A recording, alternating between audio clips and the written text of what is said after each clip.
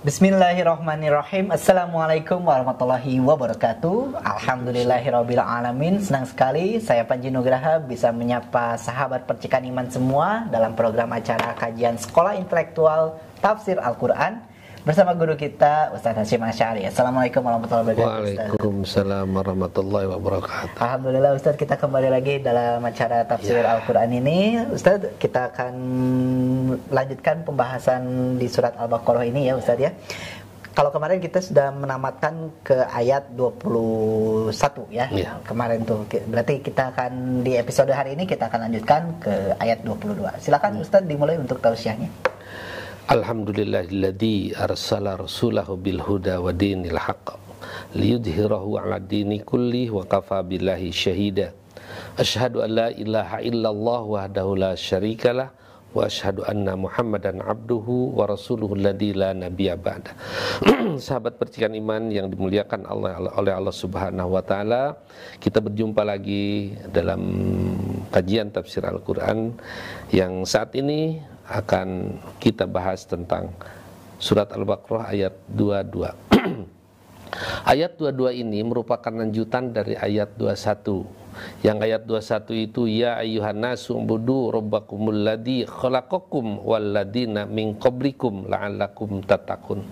Wahai orang-orang yang beriman, wahai seluruh manusia, beribadahlah kepada Tuhan kamu yang telah menciptakan kamu dan juga orang-orang sebelum kamu agar kamu menjadi orang-orang yang bertakwa. Ternyata Allah bukan hanya sekedar menciptakan manusia kemudian cari usaha, cari kerja, cari fasilitas. Padahal Allah pun sudah menyediakan segala fasilitas yang dibutuhkan oleh manusia. Di antaranya adalah tempat tinggal, yaitu ayatnya alladzi ja'ala lakumul ardo firasya, yaitu Tuhan kamu itu yang telah menjadikan buat kamu sekalian bumi ini firasyan, bagaikan hamparan. Bumi ini bagaikan hamparan. Kenapa? Karena saking kecilnya manusia yang bulat itu secara tidak akan terasa bulat, padahal itu seakan-akan menghampar. Bahkan dalam teori yang dulu pernah ada orang yang mengatakan bahwa bumi ini adalah ada ujungnya, tidak bulat dan sebagainya. Tapi memang Islam itu mengatakan bumi ini bulat. Nah, jadi fasilitas yang dibutuhkan oleh manusia, tempat tinggal diantaranya bumi. Bumi ini untuk tempat tinggal manusia. Kemudian wajah wasamaa binaa, dan juga Allah menciptakan langit. Langit juga bagaikan bangunan, yaitu bigori amadin, tanpa tiang. Yang namanya langit itu 7 lapis langit, dan ini barangkali akal manusia atau ilmu manusia belum bisa menembus apa sebenarnya 7 lapis langit ini.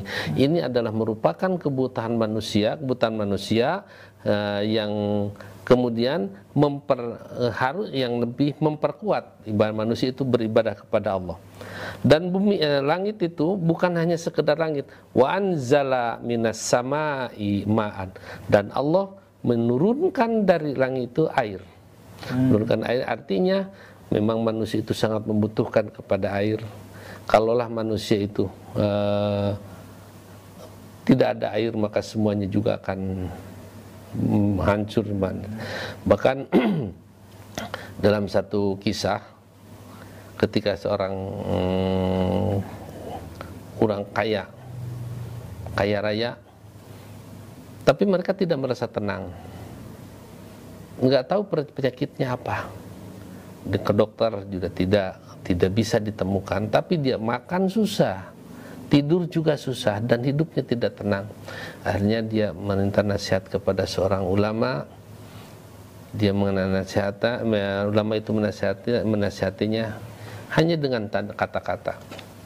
Pertanyaan, Tuan, bagaimana kalau di dunia ini susah, tidak ada air, binatang-binatang sudah bergelimpangan, manusia sudah banyak yang mati karena tidak ada air, termasuk Tuhan juga tidak punya air. Tiba-tiba ketika Tuhan sangat membutuhkan air, datang seseorang dengan membawa air 1 gelas.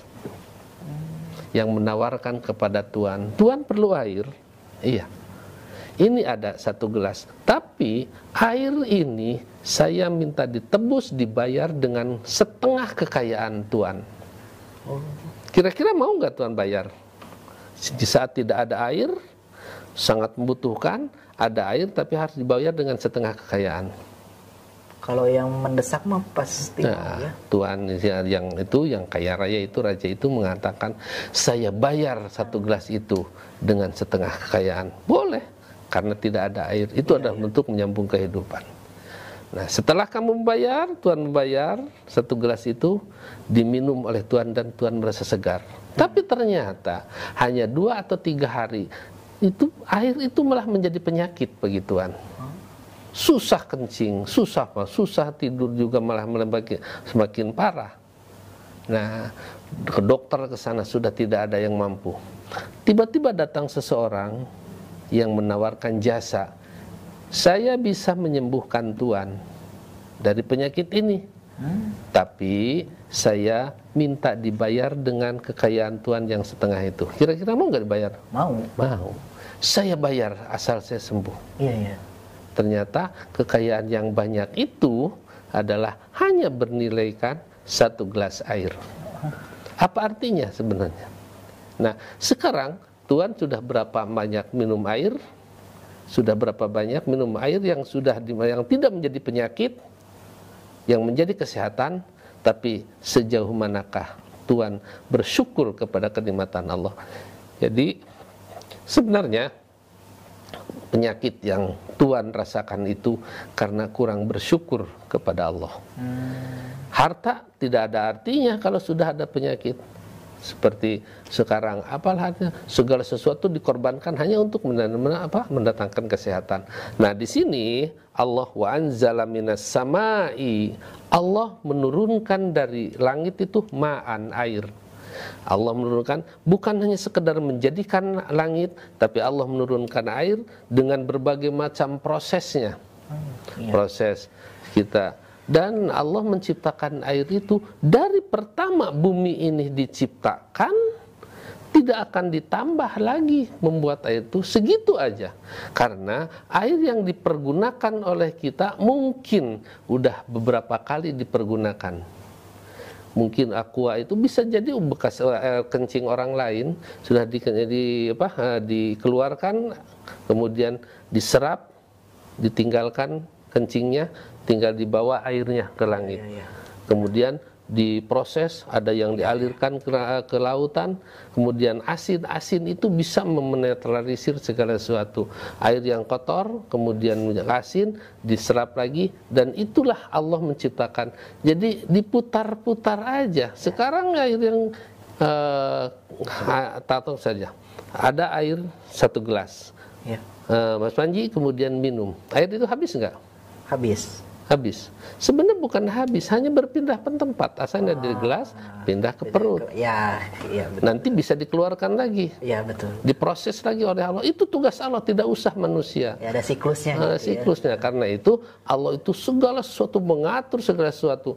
Bahkan kata Rasulullah SAW, ya Allah, jangan kau serahkan mengurus diriku walaupun 1 detik, 1 menit. Sebab kalau kita mengurus badan bagian luarnya saja sudah repot. Iya, betul. Apalagi kalau mengurus dalamnya. Makan 1 suap makanan. Siapa yang memisah-misah gizi? Siapa yang yang harus dibuang kemana? Siapa yang memisah-misahnya? Itu udah ke sistem sendiri. Itu gitu sistem sendiri, Allah yang mengatur seperti itu. Makanya wa anzala minas samai ma'an. Allah menurunkan dari langit air dari langit. Kemudian bukan hanya sekedar minum air saja, tapi fa'akhraja bihi minas samarat. Lalu dari air itu Allah mengeluarkan berbagai macam buah-buahan.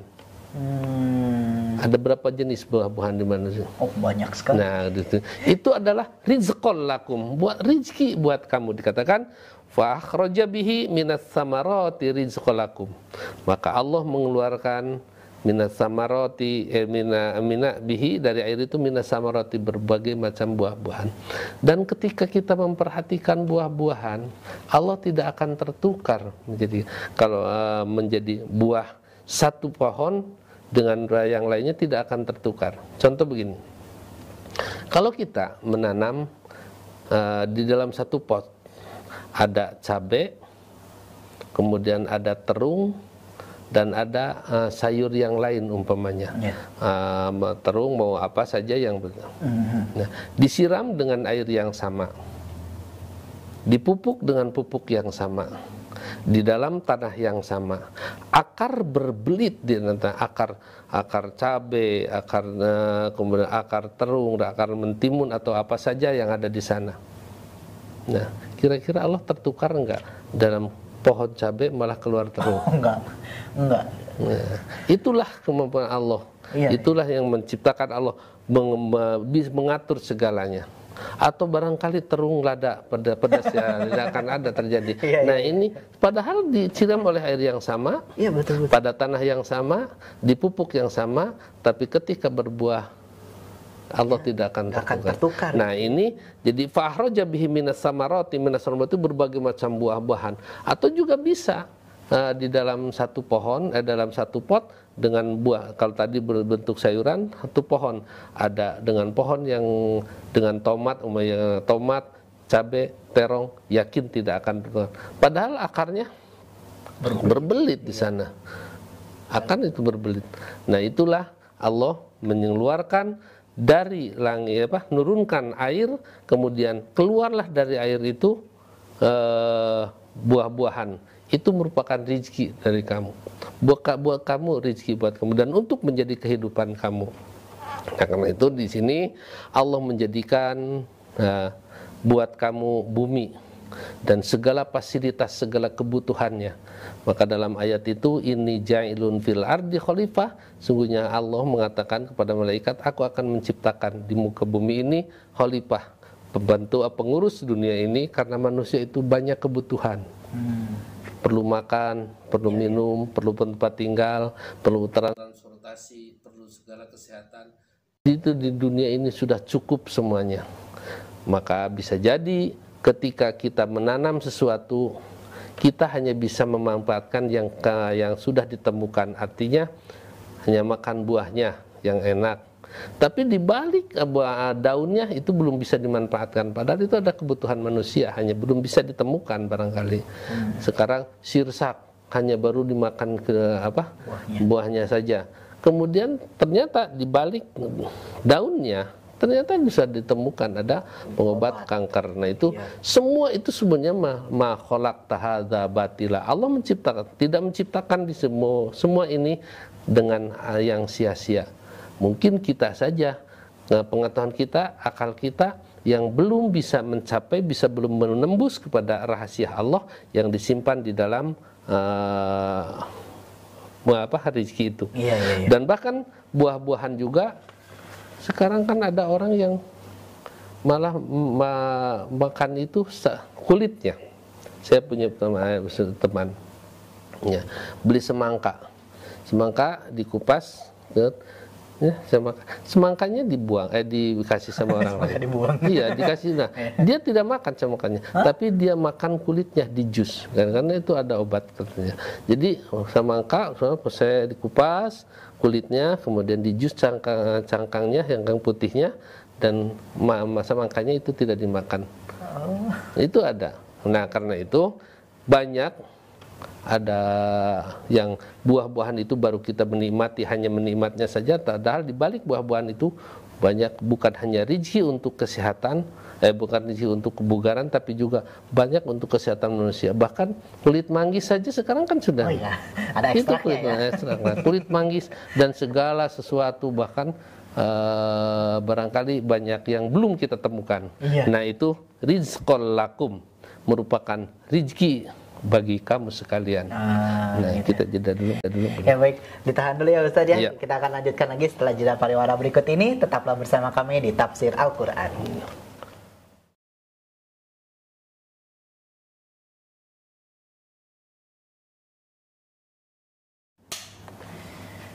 Baik, terima kasih sahabat Percikan Iman, masih bersama kami di Tafsir Al-Quran. Kita sedang membahas surat Al-Baqarah ayat 22, tapi kita baru membahas setengahnya gitu ya, tadi ya di segmen 1. Kita akan lanjutkan menuntaskan untuk di segmen 2 ini untuk sebagiannya lagi, setengahnya lagi dari ayat 22 ini. Silakan Ustaz.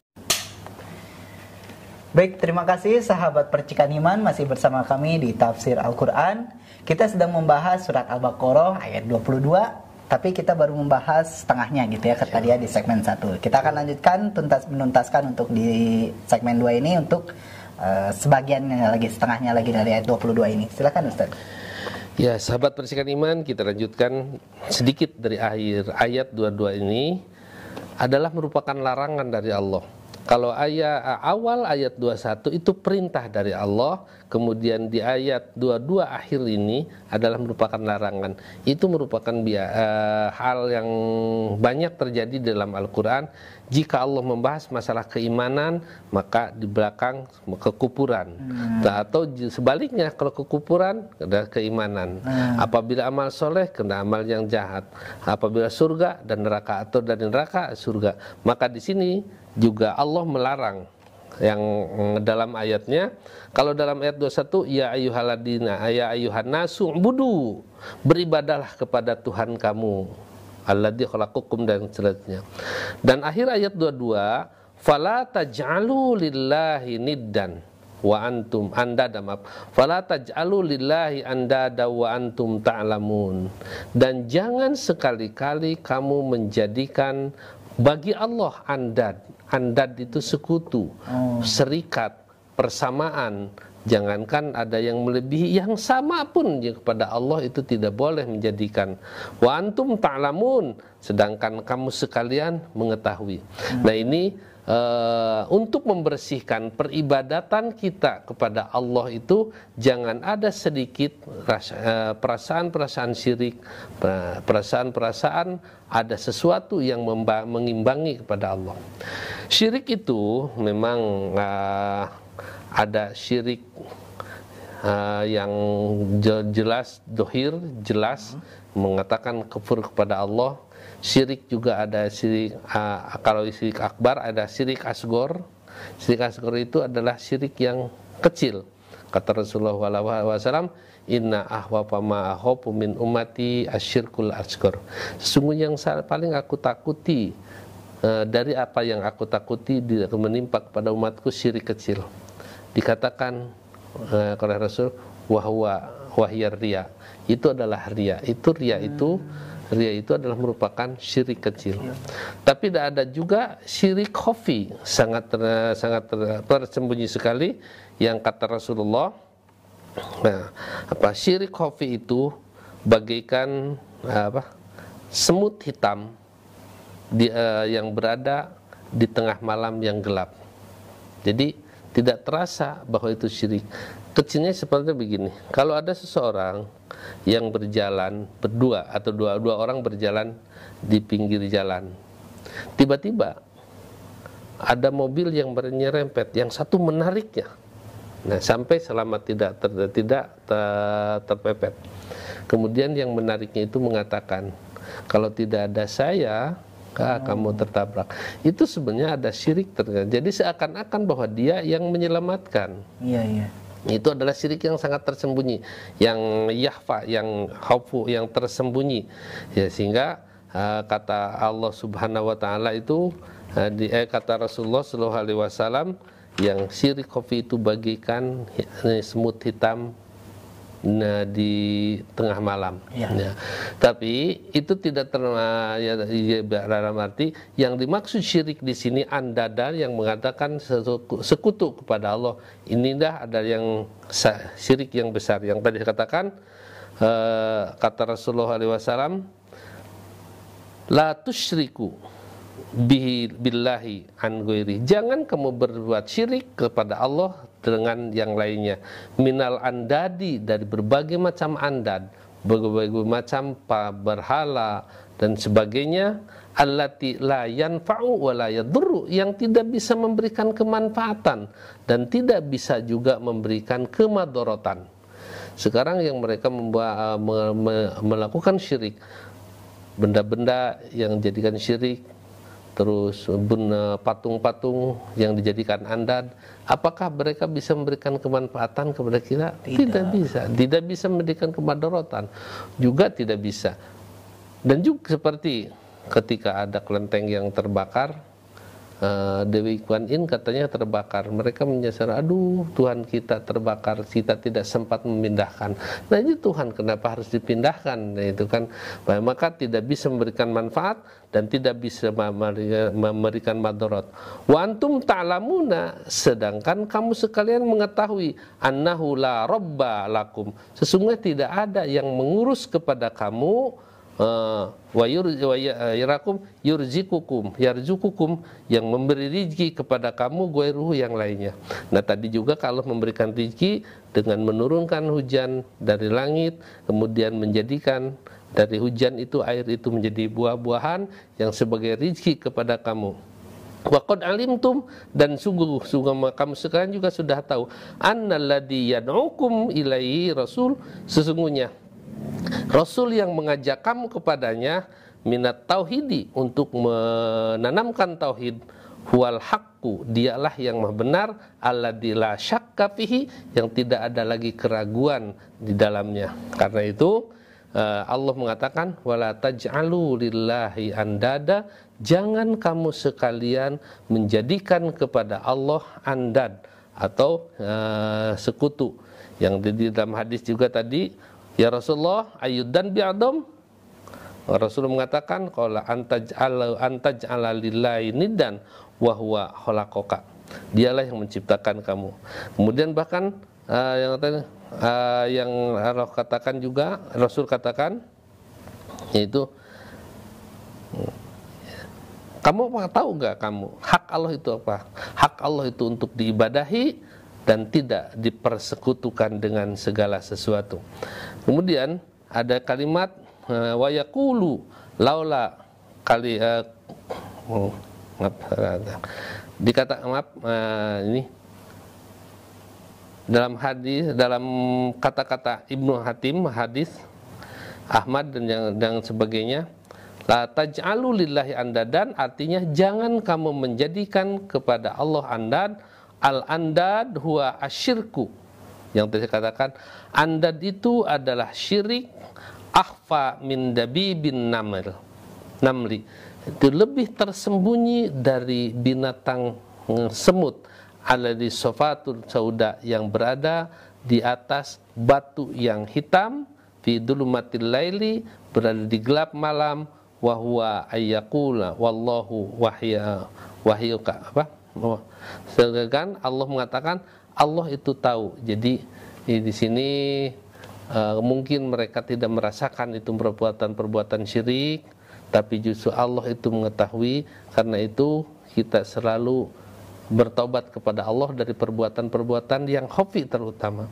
Kalau yang dari syirik-syirik yang besar tentunya, dan ini perlu bertaubat, karena salah satu dosa yang tidak akan diampuni oleh Allah jika terbawa mati adalah dosa syirik. Innallaha la yaghfiru ayyushraka bih wa yaghfiru ma duna dzalika liman yasha. Allah tidak akan pernah mengampuni dosa seorang, dosa syirik seorang, dan Allah akan mengampuni dosa-dosa yang lainnya bagi orang yang Ia kehendaki. Artinya, kalau perbuatan-perbuatan dosa syirik tidak sempat bertobat di dunia, maka Allah tidak akan mengampuni, kecuali balasan dengan siksaan. Tapi berbeda dengan dosa-dosa yang lain, Allah sempat akan bisa mengampuni, seperti dosa tidak sholat, itu Allah bisa mengampuni bagi orang yang Ia kehendaki tentunya. Dari siapa? Dari doanya orang-orang yang mendoakan, orang yang menyolati, atau dari dosa-dosa. Pokoknya selain dosa syirik, itu ada harapan Allah mengampuninya. Lima yasha, bagi orang yang Ia kehendaki. Nah, tapi juga meskipun ada harapan untuk diampuni oleh Allah Subhanahu wa taala, janganlah kita coba-coba melakukan perbuatan-perbuatan dosa. Untung kalau memang kita dikehendaki untuk diampuni. Nah, kalau tidak, tentunya kita akan merasa rugi. Dan berbeda dengan dosa syirik ini, Allah tidak akan pernah mengampuni walaupun dosa syirik itu kecil. Nah, karenanya Allah mengatakan fala taj'alu lillahi andadan wa antum ta'lamun. Qala yang artinya ta'lamuna annahu ilahun wahidun, kamu sekalian mengetahui sesungguhnya dia adalah Tuhan yang Maha Esa, fit Taurati, baik dalam Taurat wal Injili, sama di dalam Taurat, di dalam Injil, bahwa Tuhan itu adalah Allah yang berhak untuk disembah, yang untuk diibadahi. Ya, karena itu tadi katakan di dalam Taurat dan Injil, sebenarnya kalau mereka jujur, sebenarnya apa yang diturunkan kepada Nabi yang sebelumnya, kepada Nabi Muhammad itu sama, berawal dari masalah akidah. Akidah dulu yang saya gambarkan, akidah itu jangan sampai kegerogoti bagikan pondasi, jangan digerogoti dengan berbagai macam syirik, tahayul dan hurafat. Baru setelah itu dikembangkan di masalah ibadah, tauhid, akidah, ibadah dan muamalah dalam pergaulan, dalam muamalah perbuatan seharian atau sifat sosial. Maka ibadahnya bagus, akidahnya bagus, ibadahnya jelek, itu juga tidak baik. Kemudian ibadah bagus, akidah bagus, ibadahnya juga bagus, tapi muamalah dengan dengan tetangga itu juga perlu juga baik. Katanya tidak termasuk orang yang akan beruntung kalau mereka akidah, ibadah, tapi dalam muamalahnya adalah yang dalam arti kalau dalam hadis itu adalah akhlak. Nah, karena itu semuanya menyangkut ini, baru Allah mengatakan masalah akidah. Fala taj'alu lillahi andadan wa antum ta'lamun. Ya baik Ustaz, penjelasannya sangat menarik sekali. Nanti kita akan lanjutkan setelah jeda pariwara berikut ini. Tetaplah bersama kami di Tafsir Al-Quran. Ya.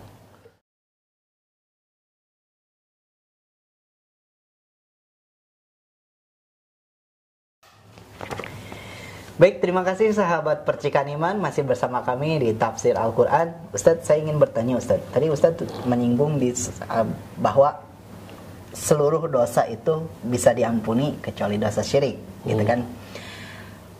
Apakah tapi ada tadi juga kan Ustadz menyebutkan bahwa dosa selain itu, contoh kalau misalkan lalai terhadap sholat gitu, Allah masih bisa mengampuni gitu ya.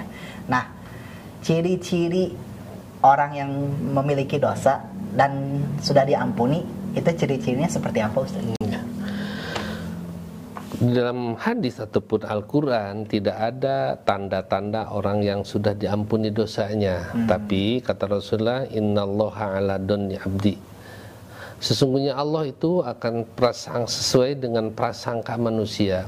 Jadi kalau prasangka manusia sudah yakin diampuni, yaitu Allah ampuni. Tapi yang dimaksud yakin di sini harus sesuai, harus dengan keadaannya. Contoh begini, kalau seseorang ketika ujian, saya yakin lulus. Kenapa dia mengatakan yakin? Kenapa dia yakin? Karena dia sudah menguasai materinya, sudah memahami materinya, dan persoalan-persoalannya sudah. Sampai dia, saya yakin lulus. Nah, itu beralasan. Tapi kalau orang yang tidur kemudian berbagai tidak ada usaha, dia yakin. Itu yakinnya tidak ada alasan. Maka tidak bisa.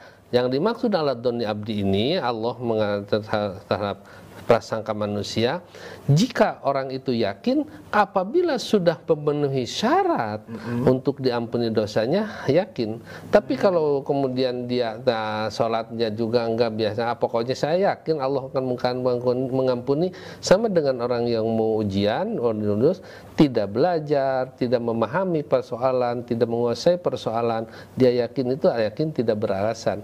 Jadi yang dimaksud ala donni abdi ini, Allah itu kalau kita bersangka kepada Allah karena kita memenuhi syarat.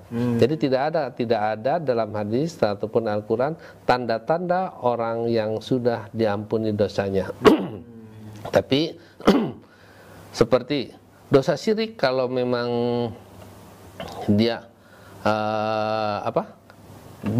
bertobat semasa di dunia, maka kita harus yakin dan tidak melakukan lagi itu, yakin bahwa Allah akan mampu mengampuni. Seperti Umar bin Khattab, kira-kira perbuatan Umar bin Khattab sampai Umar bin Khattab mengatakan, sebutkan satu dosa oleh kamu dan pasti dosa itu sudah aku lakukan.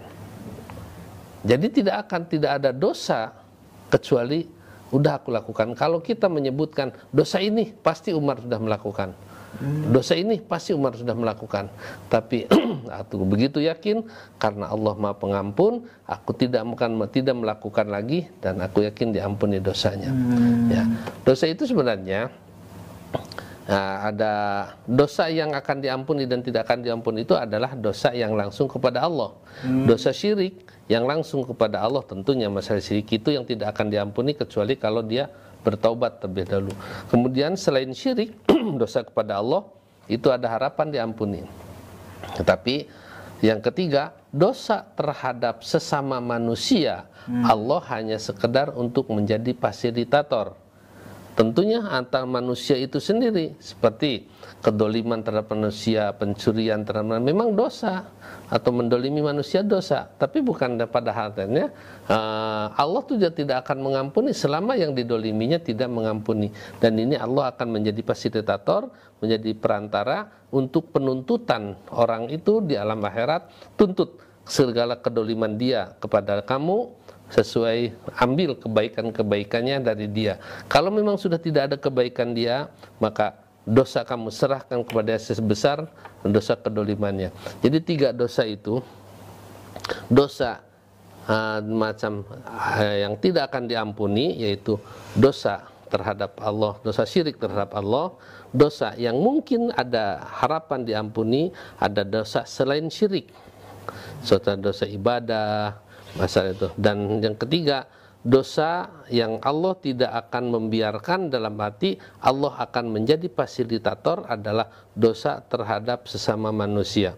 Tapi dosa terhadap sesama manusia juga bukan berarti biarin aja, ini akan mengikis kebaikan kita nantinya. Dan dosa terhadap manusia itu Allah tidak akan mengampuni dosanya sebelum orang memaafkan. Dan tugas manusia itu hanya memaafkan dan tidak boleh mengampuni. Tidak ada hak untuk mengampuni. Udah saya ampuni, tidak ada seperti itu. Hanya saya maafkan. Kalau sudah maafkan, Allah mengampuni. Jadi mengampuni dosa orang yang mendoliminya. Karena itu ini yang dikatakan, yang tadi masalah dalam agama Islam itu, pertama akidah, yaitu masalah syirik, tentu akidah itu berkaitan. Kemudian masalah ibadah terhadap Allah, saum, salat, dan ibadah-ibadah yang lainnya. Yang ketiga yaitu muamalah terhadap sesama manusia, yang sering akan bisa menampilkan dosa, juga tidak akan juga bisa menimbulkan pahala. Tentunya ini berurutan atau bertahap. Tanamkan akidah yang kuat, ibadah yang bagus, muamalah yang akhlak yang hebat. Itulah yang diharapkan oleh Allah Subhanahu wa Ta'ala. Karena manusia itu Allah sangat mengharapkan manusia itu untuk menjadi orang-orang yang selamat sebagaimana Allah harapkan begitu. Ya baik Ustaz. Jadi ternyata kalau ciri secara lahiriah, ciri yang terlihat orang tuh dosanya sudah terampuni atau tidak, tidak ada wujudnya gitu. Tidak ada tanda-tanda. Asalkan kita sudah bertaubat gitu, bertaubat kan? Yakin kita kalau bertaubat dengan taubatan nasuha, yakin Allah itu akan mengampuni. Tapi tidak diberi tandanya, umpamanya diampuni tanda hitam, coret hitam, tidak ada gitu. Atau menjadi putih wajahnya begitu, atau menjadi uban menjadi hilang, atau tidak ada tanda-tanda itu. Berarti yang paling penting tetap harus selalu bertaubat. Iya, ya, tetap karena bertaubat. kita nggak tahu di waktu kapan dosa kita bisa diampuni. Iya, sebenarnya bertobat itu bukan hanya setelah berbuat dosa saja. Iya, betul. Setelah sholat, setelah beribadah juga kita diperintah untuk bertobat. Setelah assalamualaikum, apa yang pertama kali diucapkan ketika kita salam dari sholat? Istighfar. Astagfirullahaladzim. Itu istighfar. Kan seharusnya kalau kita bekerja, pada umumnya kalau sudah bekerja kepada orang, udah kerja, mana upahnya gitu kan. Padahal sebenarnya dalam Islam itu menyatakan setelah bekerja itu sampaikan kepada yang menyuruh kerja, Pak, maaf, ini pekerjaan saya hanya sebisa ini, mohon maaf apabila ada kekurangan, gitu harusnya. Seperti itu. Jadi itu maaf apabila ada kekurangan, ya, baru, dan ya itu upahnya. Allah juga begitu. Maaf, astagfirullahaladzim ya Allah, sholat aku hanya segitu kemampuan kami. Kalau maaf, kalau ada perbuatan-perbuatan ketidakhusyuan, maaf, beristighfar kepada Allah, ampuni apabila ada hal-hal yang tidak cocok dengan perintah, maaf ya Allah apabila hal-hal itu ada unsur riya dan sebagainya. Nah setelah itu, ya, baru Allah akan memberi Allah akan memberikan pahala. Jangan begitu assalamualaikum langsung minta mana upahnya, mana pahalanya, tidak seperti itu. Sebaiknya, karena langkah baiknya kalau kita juga disuruh pekerjaan, suruh bekerja sama orang lain, ini wajan ini maaf kalau ada kekurangan kan gitu. Iya. Maaf ada kekurangan, ya kalau perlu saya perbaiki dan sebagainya. Itulah secara kehidupan manusia juga sudah seperti itu. Maka bukan hanya setelah berbuat dosa kita disuruh beristighfar, bahkan setelah bertobat pada Allah, bahkan setelah kita melakukan ibadah kepada Allah pun ada perintah untuk istighfar. Kalau setelah sholat aja kita berapa kali? Istighfar berapa kali? 3 kali. Kalau setelah bertengkar berapa kali harusnya? Bertengkar? Harus berapa kali? Terang ngerumpi harus berapa kali? Ya, jadi setelah sholat saja udah harus 3 kali kepada Allah. Apabila setelah berbuat dosa gitu, itu barangkali. Ya benar-benar Ustaz. Pelajaran yang sangat menarik Ustaz. Ternyata ya maksudnya saya juga baru ngeh juga ternyata bertaubat itu tidak hanya setelah kita melakukan dosa, bahkan ketika kita sudah melakukan ibadah, bekerja kepada orang lain, ternyata setelah beraktivitas juga harus sebaiknya begitu. Bertaubat gitu ya, beristighfar. Ya, minta maaf kalau kepada manusia, maaf pekerjaan saya hanya segini mampunya, kalau ada kekurangan mohon maaf saja gitu, karena itu yang menyuruhnya juga akan lebih senang gitu. Kayak gitu. Itu masuk adab ya itu. Iya, makanya di dalam muamalah, di dalam akidah, ibadah kepada Allah dalam muamalah pun bisa diterapkan kepada manusia. Masya Allah, penjelasan yang sangat menarik sekali. Ternyata ketika kita belajar tafsir tidak hanya belajar tentang maksud dari ayat tertentu saja ya, cuman maksudnya mendalam ya tentang adab, tentang akidah gitu ya. Sangat mendalam sekali ya mempelajari ilmu tafsir Al-Quran ini. Tetapi sayang Ustaz, kita sudah di penghujung acara. Nanti kita akan lanjutkan lagi di episode selanjutnya ya. Baik, terima kasih sahabat Percikan Iman yang telah menyaksikan program tafsir Al-Quran ini. Insya Allah kita akan bertemu lagi di episode berikutnya.